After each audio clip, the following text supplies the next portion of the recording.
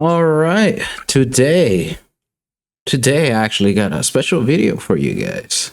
So, after streaming Little Nightmares 1 and Little Nightmares 2, I wanted to dig deeper into the lore because I remember some things, but I don't think I remember everything. And with the DLC that was released for the first one and the mobile game, I never played the mobile game. I did play the DLC. However, not on this run that I live streamed because for the enhanced version, it was not available. I own Little Nightmares 1 and 2 on the PlayStation, not on PC. Well, obviously now I do, but it just wasn't there. I couldn't play it because I guess it releases on the 10th. So by the time you guys see this, it might be time already. However, without further ado, I don't want to take your guys' time. I think that is about it for the yapping. I kind of just want to watch a video of the lore with you guys, explaining the entire timeline so far and seeing how like things go. And we'll talk about it as we go, yeah? All right. Let's watch the video.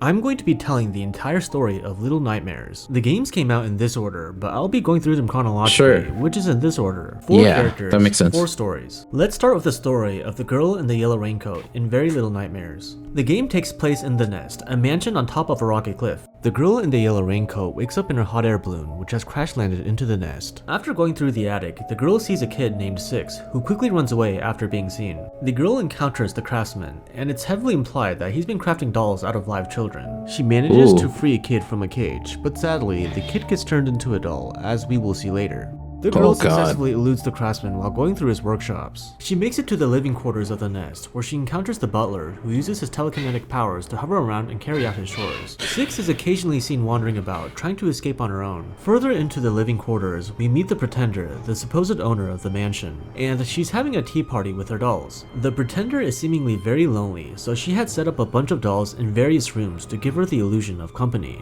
At the mansion's foyer, she yells at a doll before angrily dragging it outside. That particular doll was the kid that the girl rescued earlier. When the girl exits the mansion, the butler starts to chase after her. While running away from the butler, I never played the mobile game. Six again. The two of them briefly cooperate to escape, after which Six runs off on her own. The girl makes it to the cliffside where she sees the Pretender mourning the loss. This is all new to me.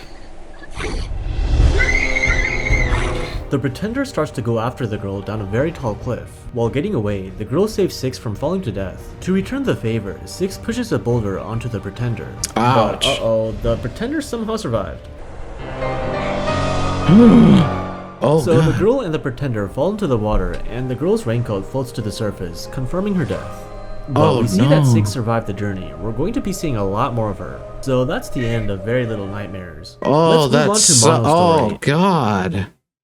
Oh, that is brutal. That sucks. That little girl died after trying to escape? Oh, God, that is awful. That is horrible. Oh, Jesus. I love this story. I love Little Nightmares 1 and 2. Oh my God, they're so good. They're so good. I'm glad I replayed them again. And Little Nightmares 2. After having a dream on stream, of a door marked with an eye symbol, Mono wakes up in a forest next to a TV. He finds a cabin and gets into the basement where a music box can be heard. Mono breaks into the room where he's introduced to Six. Mono reaches his hand out to her, but she pushes past him and runs away. Six goes upstairs and tries to reach a handle to open the attic. Realizing that she can't reach it on her own, she decides to team up with Mono. The two of them grab a key from the attic and use it to escape the cabin. They alert the hunter, the owner of the cabin, as they sneak past him.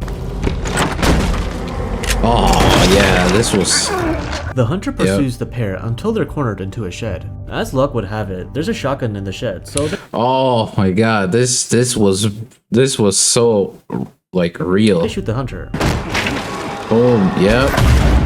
The pair make it to a shore. Oh man, that was so real. Anyways, Yeah, it's crazy that that's, you know, 6. and ride on a wooden door, slowly drifting across the ocean until they arrive at the Pale City. While going through the abandoned buildings, a TV suddenly turns on. Mono is strangely drawn to the TV, and he somehow tunes the transmission until he's I wonder why. I wonder why. Anyways, yes, from where I know, the thing you're running away from at the end is actually yourself. The thing you defeat at the end is actually yourself. You're stuck in a loop. Poor Mono's stuck in a loop because of 6's fault. From what I'm aware, from what I understood from the story, the overall story. Obviously, there's the story of the teacher, and the hospital stuff. Obviously, there's stories for the boss too, but we're not gonna get into that in this one. However, this story is so messed up. Oh, it's so good, dude. The second one plays so much better than the first one. Like, I played them back to back. The second one's just great. The second one's just amazing. literally sucked into the TV screen. He tries to reach the door at the end of the hall, but 6 pulls him out of the TV. Anyhow, Mono and 6 make it to a school building. Initially, it looks empty, but further inside, they encounter the bullies, evil little children made of porcelain. A group of bullies ambush the pair, and 6 gets dragged away. So Mono continues forward alone and comes across the teacher. Even the bullies, unruly as they can be, are scared shitless of the teacher, and they behave perfectly while in her presence. Mono sneaks around the classrooms, trying to elude the teacher as she uses her very extendable neck to look out for any disturbances. Mono makes it to the kitchen where he fights off a few bullies. Using a bully's head that popped off, he disguises himself and walks past the cafeteria and the hallway undetected.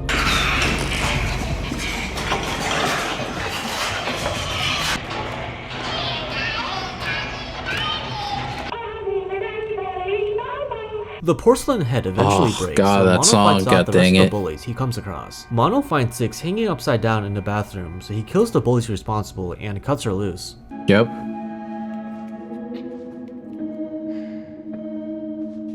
Indeed, that does happen. She gets her raincoat at some Mono point. and 6 continue to travel through the school. Oh, when this they come was across cool. a bully who's busy drawing on the floor, 6 gets some payback.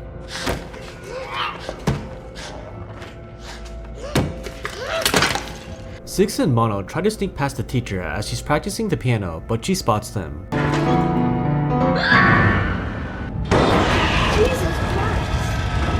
Yeah. They just barely escape the teacher through an air vent, and they make it out of the school. 6 gets a little chilly because of the rain, but she finds a yellow raincoat. Let's just assume that this is the same raincoat from Very Little Nightmares, and it somehow found its way to the Pale City. Anyway. Yeah, that's a question I was gonna have. I'm like, so how did the raincoat make it there? But it probably isn't. Most likely it isn't the same raincoat. It just happens to look like it.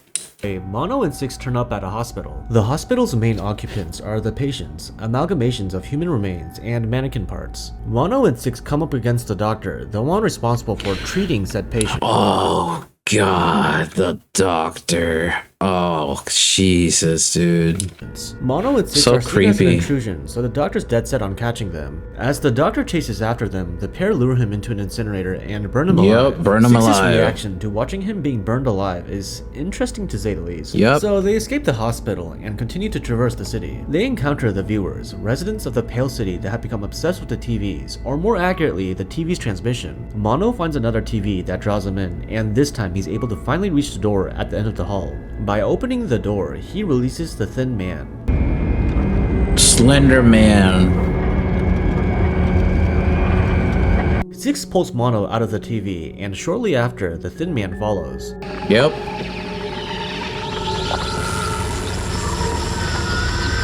Yeah.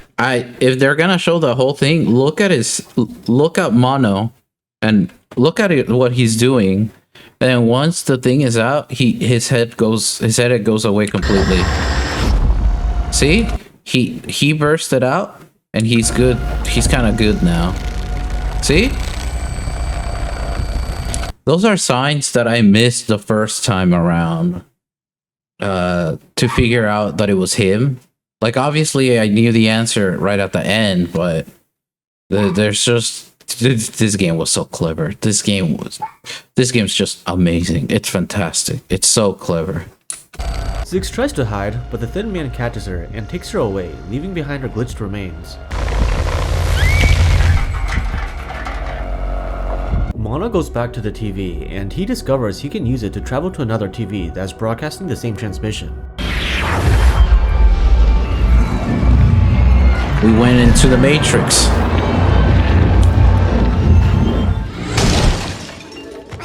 With his newfound ability, Mono uses the TVs to travel through the city. He finds Six trapped in another TV and he tries to pull her out, but the Thin Man pulls her back in. The Thin Man comes out and goes after Mono, slowly but confidently hunting him down. Mono manages to get away from the Thin Man for a bit, but he sees the glitched remains of Six, which pushes him to stand his ground. Near the front of the signal tower, Mono takes off his paper mask.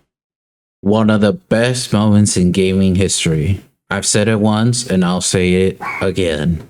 This is one of the greatest moments in gaming history. This may not be the best game in gaming history, but this moment right here is one of the greatest moments in gaming history. Top down, like hands down. No way it isn't. No way it isn't. This game is so good. You guys probably hear my dog too. Maybe. Anyways, you'll be hearing her a lot. But man, this part was so sick. It reminds me of the Force Unleashed, part. It was so sick. And confronts the Thin Man. The two of them face off, and we see that their powers are very much alike. Their duel bends the very buildings around them.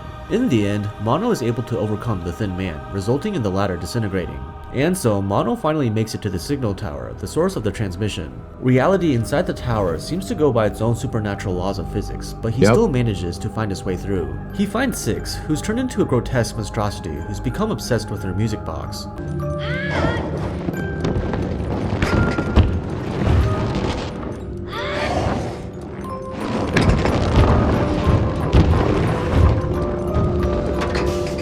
Mono figures out that the music box is responsible for corrupting Six, so he tries to destroy it. Six fiercely protects her music box. She's more than willing to kill Mono, despite everything they've been through together. But Mono destroys the music box in the end, which does bring Six back to normal. Oh, I love playing this part. It was so good. Just this game in general is so good. The insides of the tower start to cave in, so the two of them start to haul out. Who is to say that it was corruption? Who is to say? Because in this scene, she stares at him for quite a long time. If you look back at my stream, she stares at him for quite a long time. So who is to say that Six is actually possessed? Maybe it is her true feelings. Because if you look at Six, again, she stares at Mono for so long during this moment. You can't really tell here, right? Because he cuts it off, but she stares at him for a long time. So I'm wondering what my theory with this is. What if she already planned to betray him at this very moment because he broke her music box? Maybe that's one thing. But who knows? Who knows? We'll see.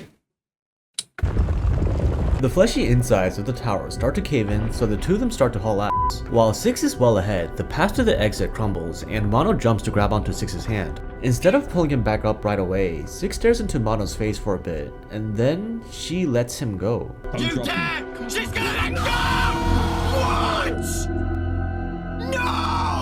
What? I don't think I know any of these streamers. Maybe this guy, but yeah, I don't think I know any of them at all. This was me. I mean, this is not me, but this was my reaction. With a mix of this, just not so loud. Just not screaming. Why would you do that? I just saved you! I just saved you! Tall! So Six makes it out of the signal tower, leaving Mono for dead. What the f? Why the f did this just let him go after all the they've been through? I'm glad you asked. We will get to that soon. Mono survives the fall, and he wanders the fleshy mass until he... Well, the first time I checked out like a story thing, it's because she saw his face for the first time and realized who he is, and that's why she let him go. Or she could just be evil. I mean, if we're going by the actions of the DLC of the first game and her actions in the first game in general, I mean, she could just be evil. He finds a chair. The fleshy walls start to close in, but then the environment reverts back to concrete. So he sits down and submits to his fate. As time passes by, Mono loses his childhood innocence and grows taller until he turns into the Thin Man himself. Yep. He's stuck in a loop. Hence, the cycle begins anew. The Thin Man waits until he is inevitably freed by his younger self. Back to 6, after exiting the tower, she pops into some room. Her shadow self appears and gestures towards a pamphlet on the floor. The shadow disappears, and 6's stomach growls with hunger.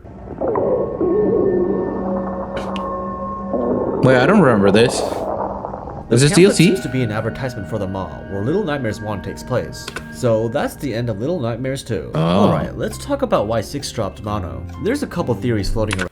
Okay. So 6's shadows self influenced her because of her chronic hunger. 6 didn't want to involuntarily consume him.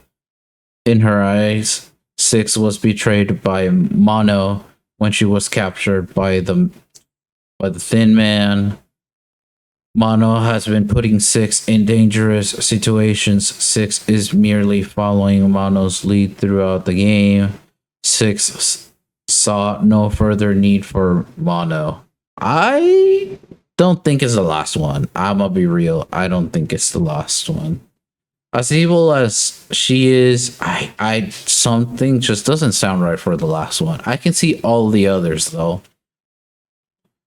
But yeah, mine was, I guess, like the Thin Man, sorta. It was similar to this Thin Man one, but let's see what happens. Around it, but I want to focus on the 3 I believe to be the most plausible. It's possible that they all contributed to her sudden betrayal. First theory, 6 saw Mono's face up close for the first time. Hey, yep. That's what I was Seeing saying. the resemblance, 6 realized that Mono would eventually grow up to become the Thin Man, hence Yup. that's why she dropped him. Second theory, Mono destroyed 6's music box.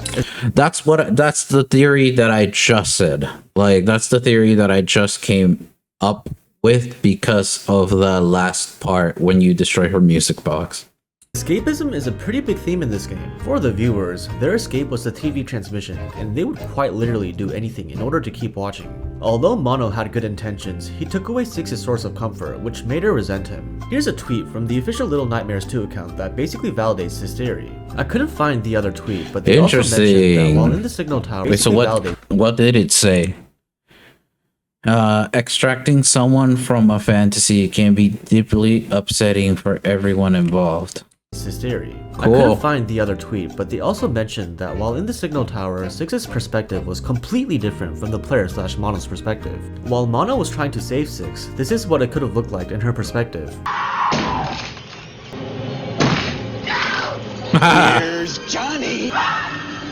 Third theory, 6 is a little bitch. In any case, as I mean, yeah, she is evil. much as I hate how often this phrase is thrown around, it's really up to your interpretation. It is. Anywhoosies, let's move on to the story of Secrets of the Maw, the DLC expansion pack of Little Nightmares 1. The game takes place in, you guessed it, the Maw, a submersible ship resort that caters to the rich elite. The protagonist of this story is the runaway kid. The kid wakes up in the prison's bedroom. I remember playing this. I don't remember any of it though. All I remember is this being super important to the first game story. I will play this offline. If you guys want me to play the DLC, well, make sure to like, comment, subscribe, and maybe I'll make a video on it, or maybe I'll just stream it. We'll see. And starts his escape. He drops into the depths, where he has to evade an unseen but ever-present threat known as the Granny. She's supposed to look like this. Wow, what a beauty. The Granny is constantly in hot pursuit as the kid goes through the flooded areas. The Granny does eventually show her beautiful face and tries to break the platform the kid is on, but the kid pushes a TV into the water, which electrocutes her. The kid makes it back up, but he gets captured by the janitor. Oh, I The remember janitor that. looks like this, by the way. The kid wakes up in a cage where we catch a brief glimpse at 6 before the kid. Yeah, I remember this. I do remember this. This is the kid, right? Because this is 6 right here. This is the runaway kid. I remember the scene.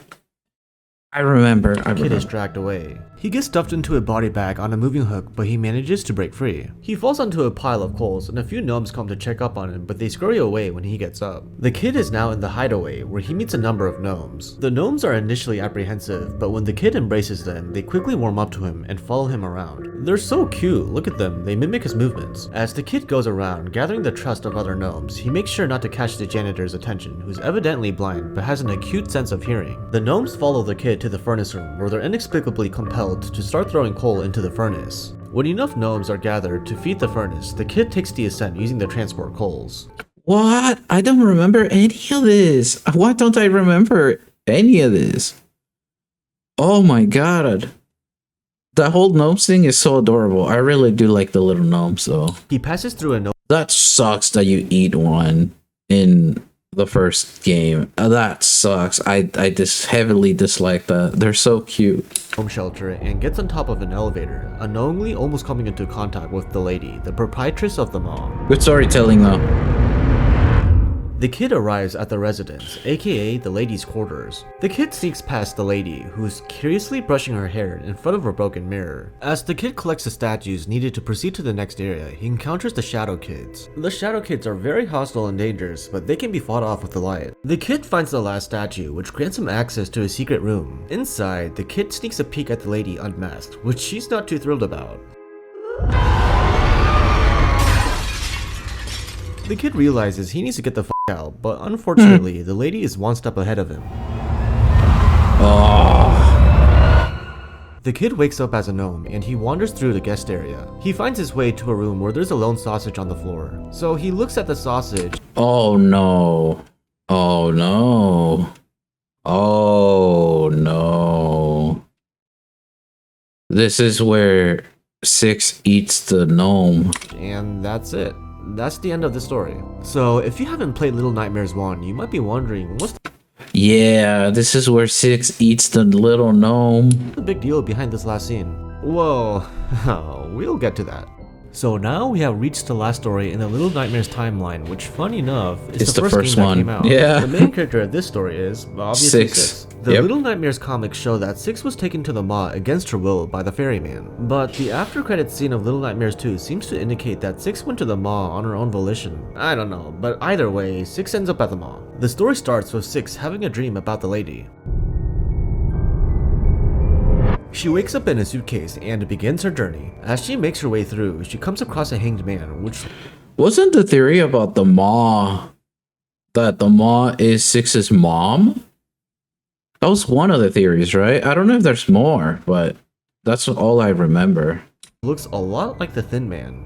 Probably just a coincidence. 6 shows up at a children's bedroom where she first encounters the janitor. She sneaks past and makes it to a prison cafeteria where she starts to suffer from a crippling bout of hunger. A kid very kindly throws a piece of bread to her which she devours, and so she continues on her merry way. 6 happens upon a few gnomes throughout her journey which, like the runaway kid, she can befriend by hugging them. After some time, she's struck with hunger pains again and she finds a meat in a cage and walks into the very obvious trap.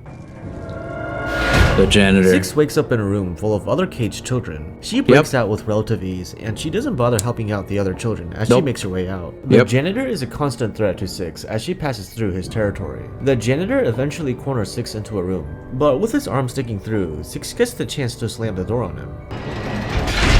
Yep, cuts his arms. She leaves the janitor's lair by taking a ride on a meat hook. She lands on a mound of body bags where she's again hit with her chronic hunger. She spots a mouse caught in a trap and eats it.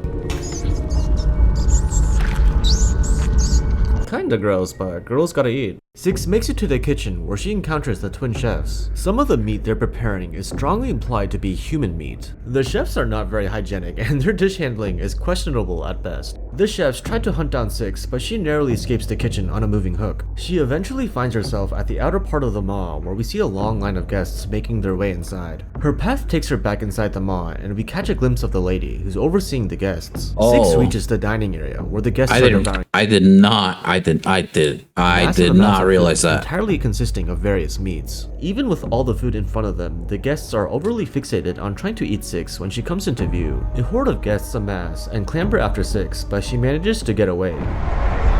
Ew.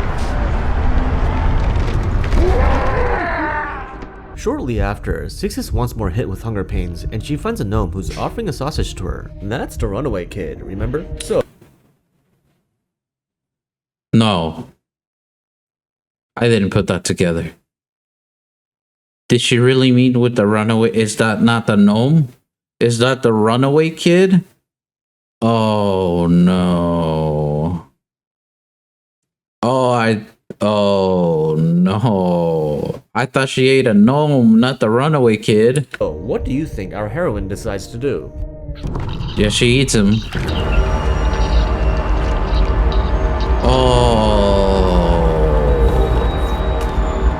Oh. That is evil. Oh, I didn't put that together. I thought the runaway kid was...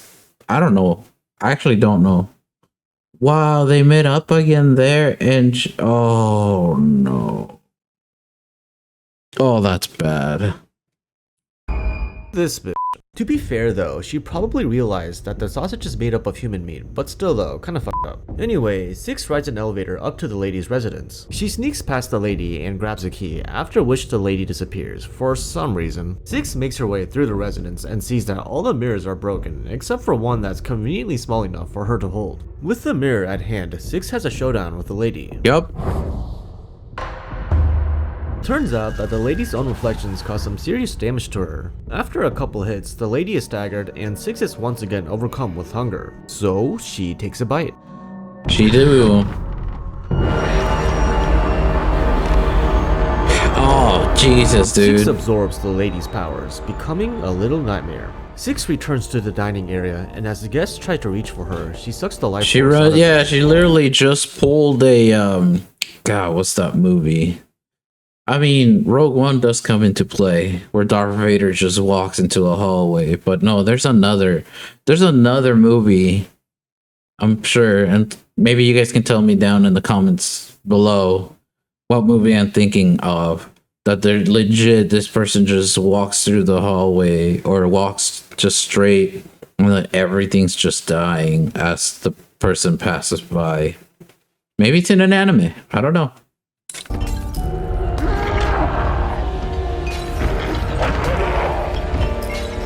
Man, she literally The doors just to the exit kills open, and a group of everything. gnomes show up to watch her leave.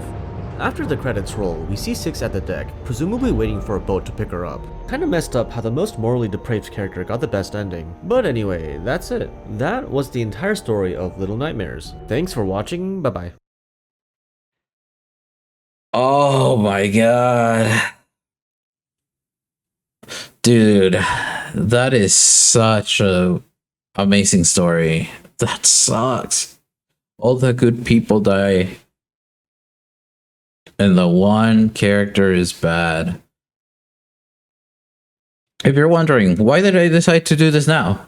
Well, that's because Little Nightmares 3 is going to be coming out like tomorrow or maybe today, depending on what day it is that you are watching this. And I want to stream it. And I want to play it with a friend. And I want to see if the story continues or like what's going on with the story. I really do want to see what's up. But either way, that is some crazy stuff, dude. That's oof. Ooh. That is a story, all right? That is a story.